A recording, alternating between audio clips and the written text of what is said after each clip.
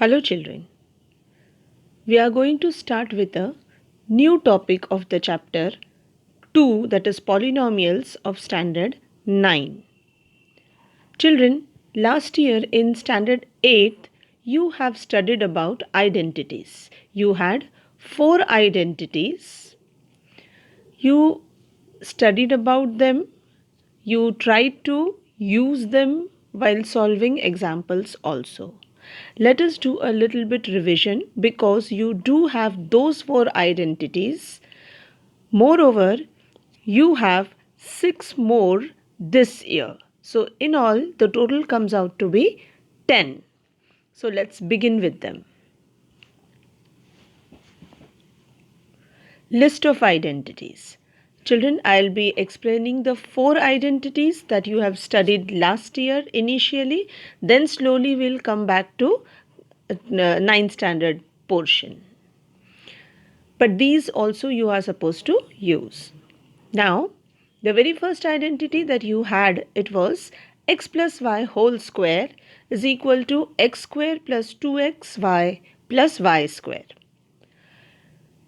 Children, you know that you can go on changing the values of this x and y and you will get to solve those examples. So here one example is solved for you. Here the example is x plus 2 whole square. So in place of y you have 2 in this case. So wherever in the solution you have y on the left hand side, you will go on changing it to 2 in the given question. This is how you will get a solution of the given x plus 2 whole square. And you all know that this is the easiest way of getting the multiplication of two binomials, that is x plus y in this case. Whole square actually means the number is multiplied with itself. So this is how you have an easy method of getting the answers. You get it quickly by understanding and learning the identities.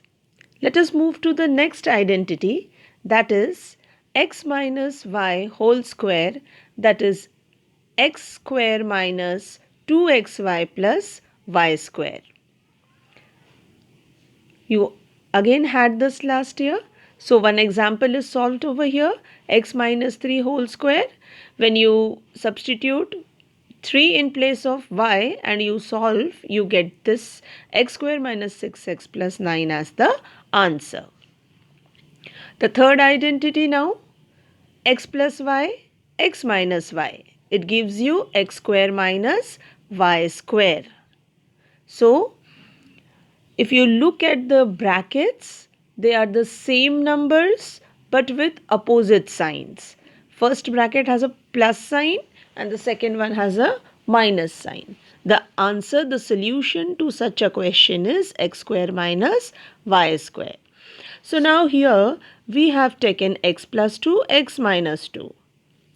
The answer here comes out to be x square minus 4.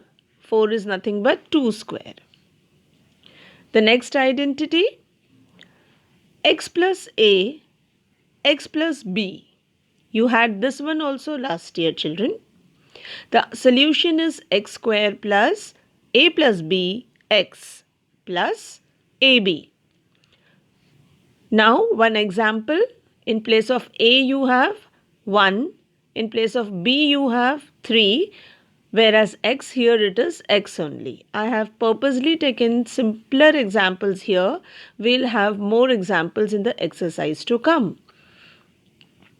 Here the solution, by substituting the given values, it is x square plus 4x plus 3.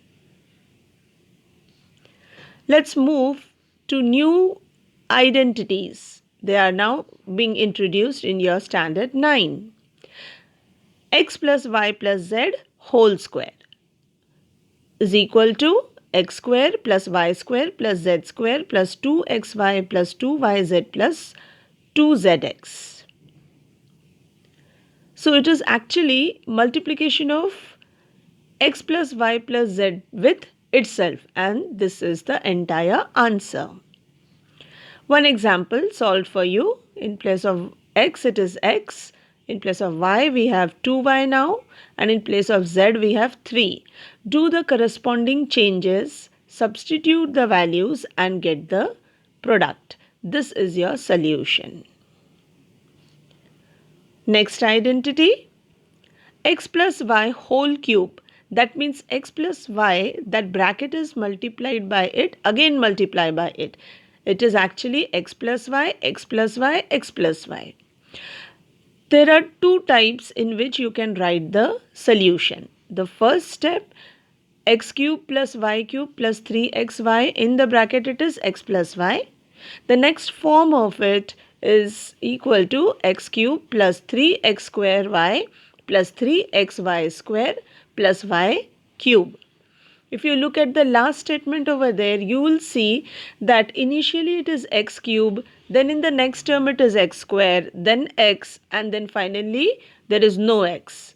So the exponent power of x is slowly reducing, whereas the power of y is increasing. Initially there was no y in the first term, then you have y, then you have y square, and finally y cube. This is how it is arranged. This is a simpler way of remembering it. Moreover, the first term and the last term are the cubes, whereas the second and the third term are multiple of 3. This is how you will be learning it. Now one example is solved for you, x plus 2 whole cube. So do the corresponding changes and get your answer. The next one, it is x minus y whole cube. The two forms of the answer, it is now flashed on your screen. You will see that in the 6th and the 7th identities, there is just a change of sign. So, corresponding changes of sign is there in the final answer. So you learn it, and when you use it, this is how the corresponding changes occur. Next, identity 8. Eighth identity is x cube plus y cube plus z cube minus 3xyz equal to, that is actually the solution of these two numbers which are being multiplied. The first bracket is x plus y plus z, second bracket is x square plus y square plus z square minus xy minus yz minus zx. Children, you will try to understand this the way it is written. Initial bracket, it is just x, y, z taken from the question. Then it is x square, y square, z square. This is how it is arranged. And then the next three, they are negatives, but two taken at a time. xy, then yz, then zx. This is how you will try to remember them. One example is solved for you. So corresponding changes done, and you get this answer. We have more examples to solve. I'll be explaining them again and again. Next is x cube plus y cube. The answer is x plus y, x square minus xy plus y square. So actually when you multiply these two brackets, you get x cube plus y cube as the answer. Here you just try to understand how the solution is written. X plus y is the first bracket. Second bracket, first and last term are the square terms, and in between it is just xy with a minus sign in it. One example solved for you. Then the last identity, that is x cube minus y cube, that is x minus y. Look at the change in the sign in 9th and 10th identity. It is, the solution is x minus y, in the first bracket x square plus xy plus y square.